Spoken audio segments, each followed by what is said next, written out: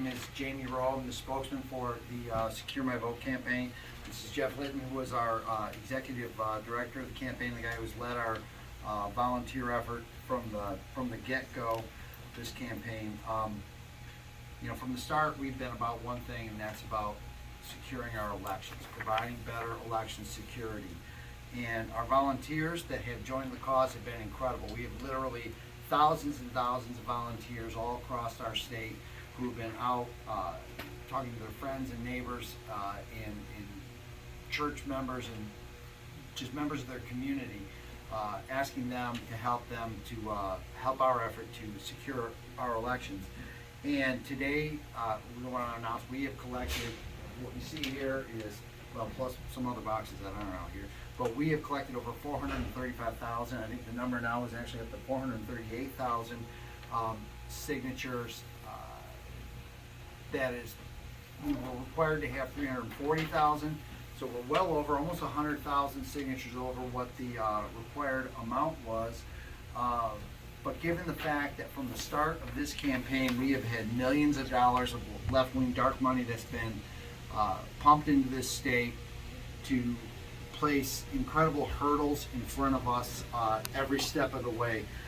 They have paid people to not circulate our petition and violated Michigan campaign finance law by hiding the payments. They paid squads to harass our volunteers and other circulators. And they even in recent weeks have gone to the lengths of posting bounties, paying bounties to other petition circulators who would out the people who were circulating our petitions in an attempt to stop them from doing business in our state. We had a Supreme Court ruling in the middle of the campaign that had nothing to do with our effort in and of itself, but it forced us to change every petition that we had to circulate new petitions and to take all the ones out of the field that we already had out there being worked on. And we faced the brutally cold Michigan winter like everybody else here has done. So we had the deck was definitely stacked against us, but our volunteers and our team have persevered. We believe that today we have enough signatures to file and that we would be okay, but given the fact that we know that we are going to be scrutinized more so than any other petition that's in the field in this state, we are the only one that has had millions of dollars pumped into this state to try and stop us from doing something that is supported by 80% of the people of Michigan. And this is the thing that can't be lost. Independent polling done last year for the Detroit Regional Chamber of Commerce, who's meeting now up on Mackinac Island, asked the question, do you support having to show a government-issued photo ID before you cast your vote? And 80% of the people of this state say yes. 80%. I mean, think about how many issues out there are supported by 80% of the people. And the fact is, we have a voter ID law in Michigan right now, but we have I would argue that we have a voter ID suggestion, because if you don't have an ID, you're still allowed to vote, and your vote goes into the ballot box. If it's proven later that you aren't who you said you were, that vote is in there and it's irretrievable. So our petition, our effort to put some teeth in Michigan's voter ID law would keep any fraudulent votes of someone casting somebody else's vote, would keep them out of the system, which is why we've had such great luck in collecting our signatures once we really got the ball rolling.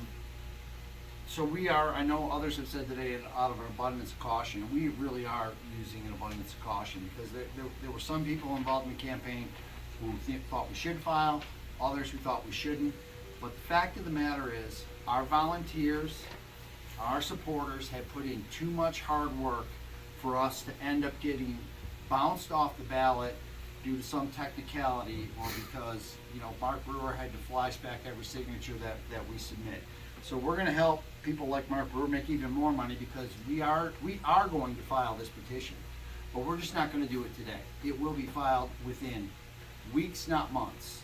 It will be, and the number that we will have will be such that they will be able to do nothing to keep us away from the next step of this process.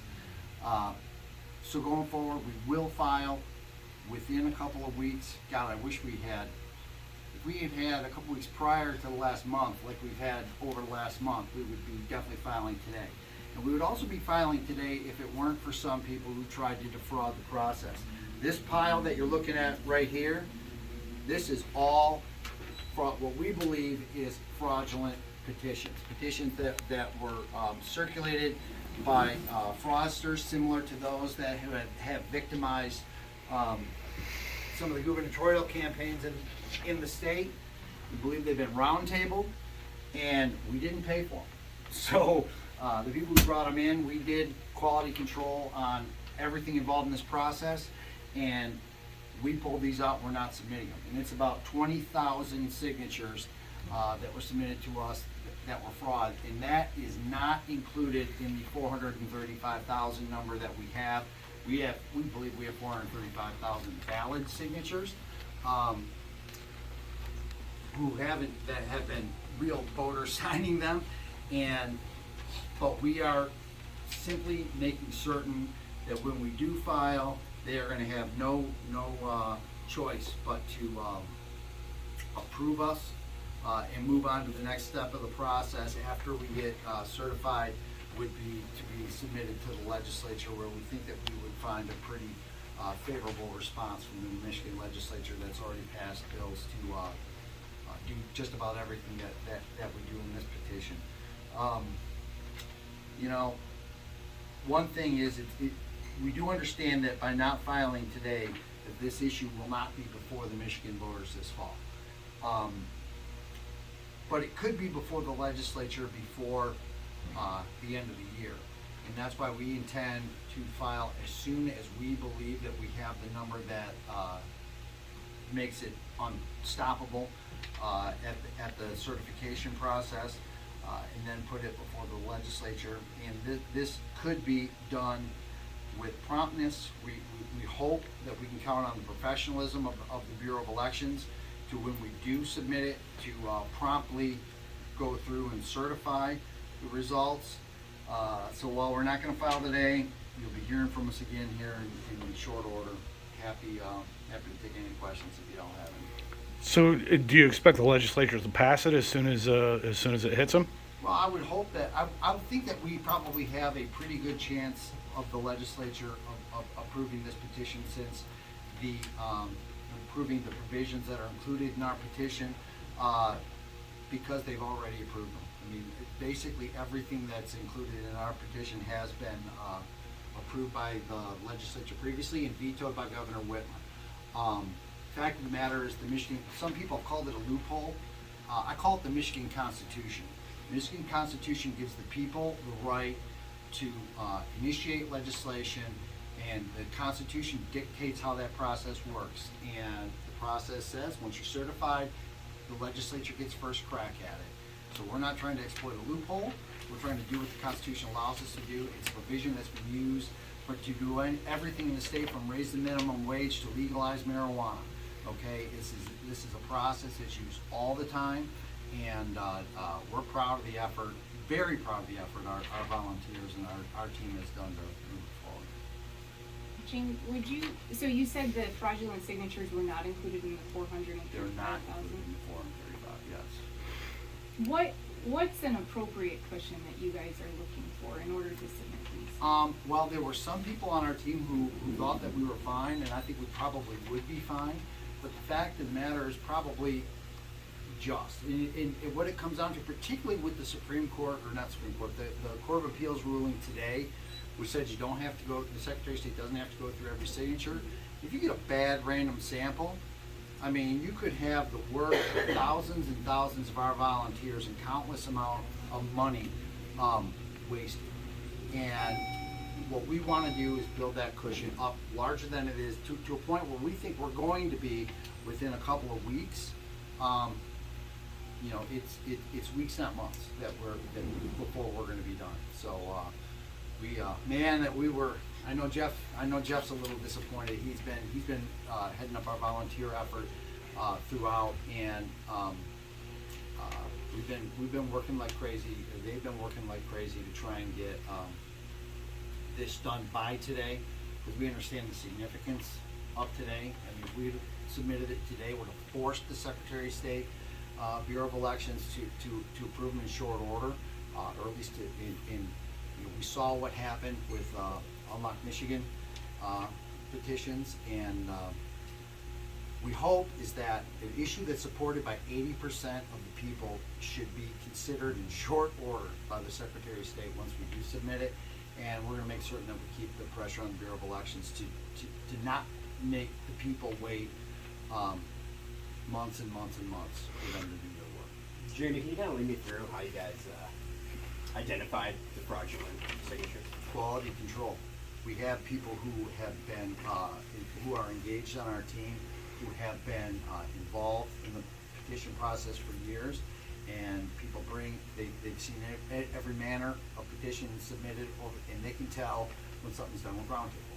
I mean, it's not that difficult for people who've done this for a long time to see that what's been submitted is not good, and we're not gonna accept fraud. And are these circulators, they're volunteers, or these are paid circulators? No, these are paid circulators. Is it Our volunteers don't roundtable, I can assure you of that. is it the same company? I honestly don't know. Okay. I honestly don't know. Do you know if any of the circulators for some of the ones named last week in the Bureau of Elections report? Yeah, I'm not sure. I would bet that they are, but I don't know that for a fact. I would bet. You know, let us look through those after? So the Bureau of We're gonna Elections- have law enforcement look at them. I don't. Bureau of Elections has a lot on its plate, 2 statewide elections to run. Obviously, the petitions filed today will take priority in terms of canvassing. Statutorily, they don't have to canvass your petitions until the summer of 2024. What makes you think they're gonna do that any earlier? Because we're gonna put pressure on them to do their job. But their job doesn't, by law, require them to review the petition signatures until summer 2024. Okay. Well, then they should be able to survive the pressure that we put on them. But we're going to pressure them to do their job and to certify the petition. I mean, it's not. If what they do, if what they said now, what the Court of Appeals said today, that all they have to do is the random sample, and that's going to be the extent of what they do, then there should be no problem to get all their work done in short order, since they're being given shortcuts on how they do their job. So we're going to ramp our number up and ask them to do their job in short order. We don't think people should be denied an issue that's supported by 80% of the voters because of a technicality when they think that they have to get it done. So you guys looking after the constitutional amendments are filed, or I mean, do you have a time frame? I'm pretty sure that we will be before the constitutional amendments filed. There were some of us want to file today. Some people thought that we could file today, and the fact of the matter is, we probably could. But we don't want to put people's work to waste on something that's very important to a lot of people in this state, because of what we believe is sort of an artificial deadline. It's a deadline. The only thing that today's deadline means is that whether it goes to the ballot in November, stand up or the Unlock Michigan 1 petition wouldn't have been on the ballot until the fall of this year, but it was canvassed well in advance of that. So there's no reason why this petition can't get the same treatment.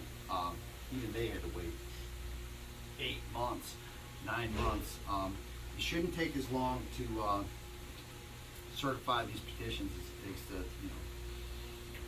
have a baby growing inside of a mother. And we're not gonna take any breath. The volunteers are continuing to go, like we're ready, like tomorrow, they're gonna be out tomorrow. Right. They're not, we're full steam ahead. There's no break here from not submitting today. Like we're still going full steam ahead, and we're feeling good. There's people out today. Yeah. You still got paid circulators out today? There are circulators out today. Yes. So you said saw one. that your hope is that the legislature passes this before the end of the year. Do you have any expectation that this would get passed before the November election? Would be hopeful. Quite honestly, I think it's an issue that not only the Secretary of State should be to do the job of certifying issue supported by 80% of the people, so should the legislature. You know, the fact is, it's been before the legislature a couple times, and those who vote no should have to deal with the consequences of that no vote. We would like to see it passed as soon as possible, so as soon as they can get it done, as soon as we can get it done. We wish we were getting it done today, but we'll be done soon. And we do believe it should be before the legislature as soon as possible. At what point were you made aware that there could potentially be some kind of fraudulent signatures and some round robining going on? I think it's come up throughout, right? And we had some of these that we've known for a while were likely bad. And it just sort of piled up. I mean, certainly since what happened with the gubernatorial campaigns, there were some that everyone went back and looked. And did we have anything from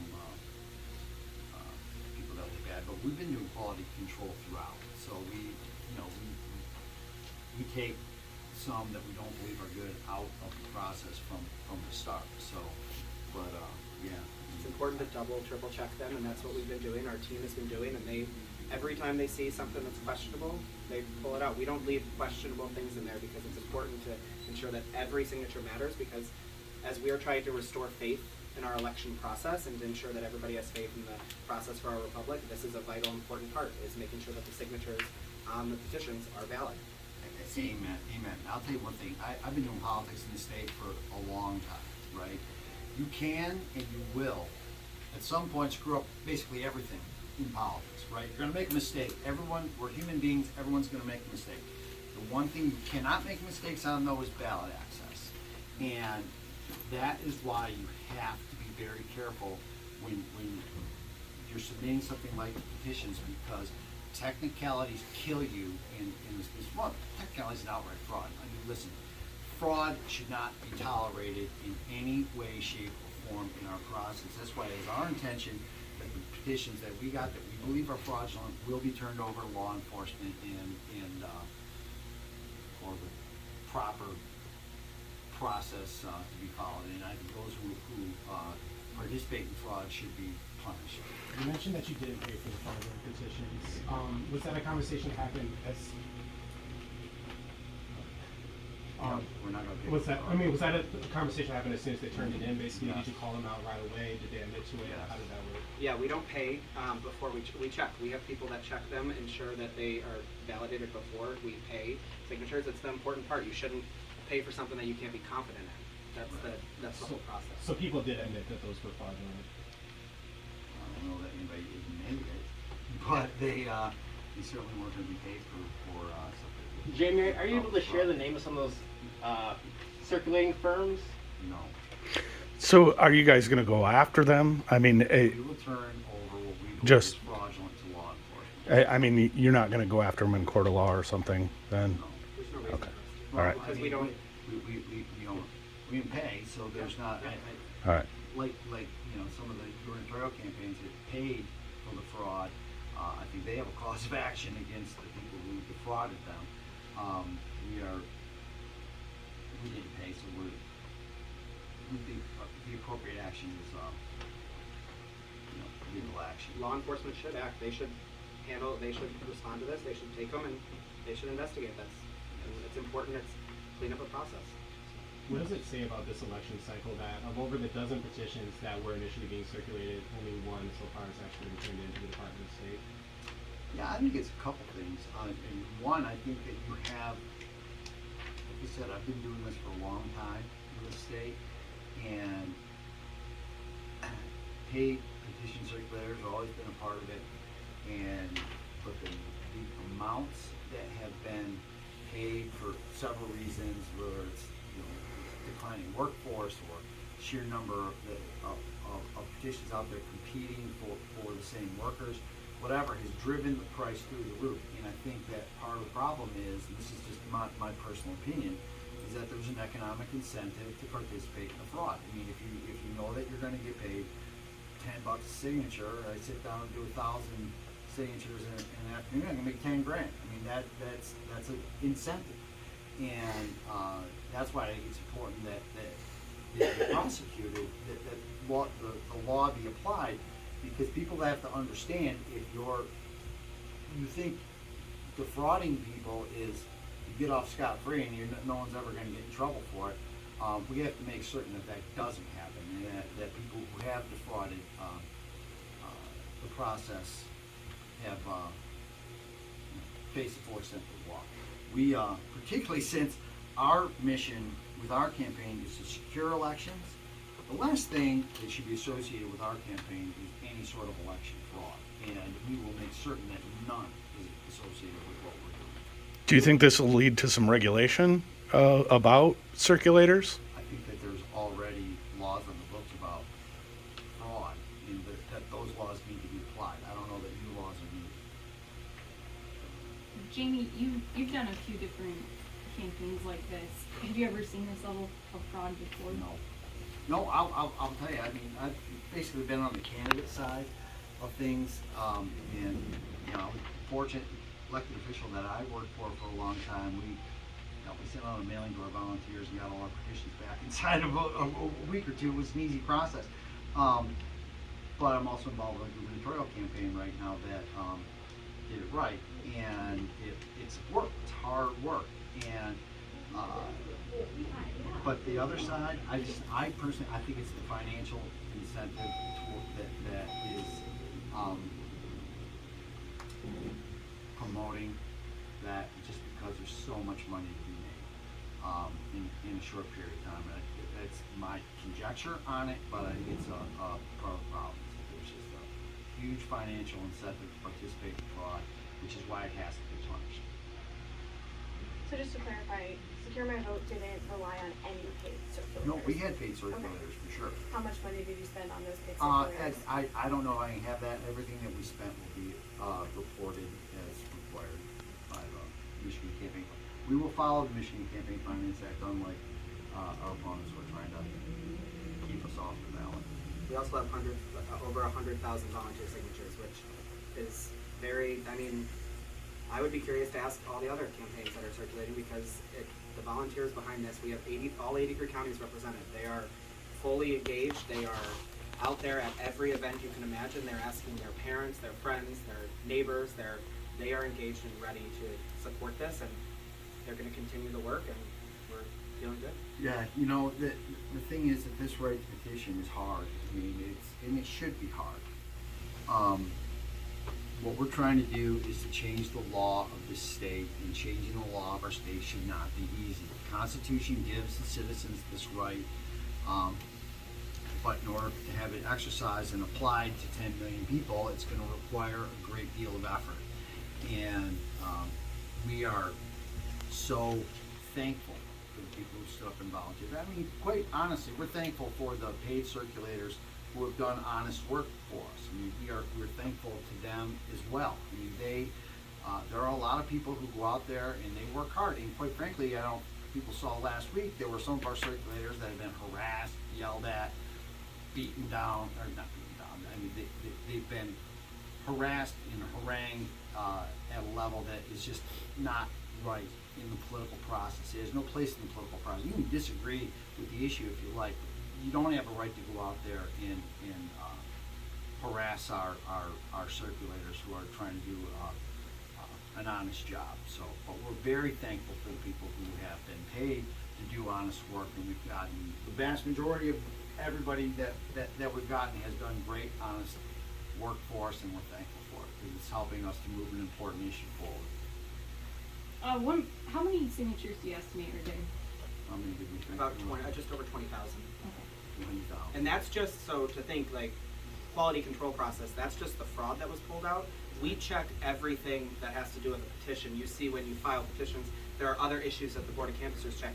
We check, we don't turn in petitions that don't have the circulator portion filled out. We check to make sure that they sign the date they signed, not their birthday. All of these common elements that are part of the petition, we check all of that as well, and there are tens of thousands of those signatures that we have also pulled out. We have, the Michiganders are behind this initiative. Yes, they are. Anything else?